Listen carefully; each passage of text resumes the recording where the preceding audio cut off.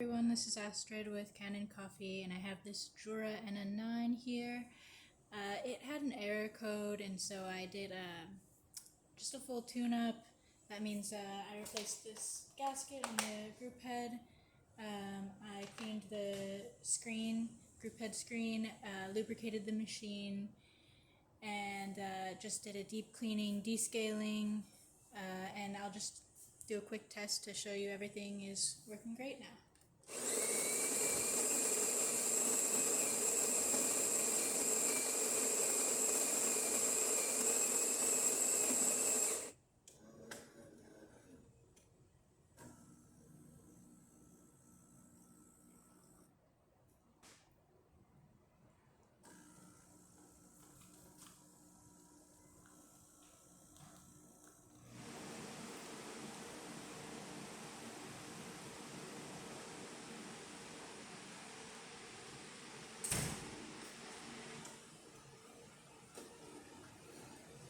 So as you can see, I'm able to get some really nice espresso.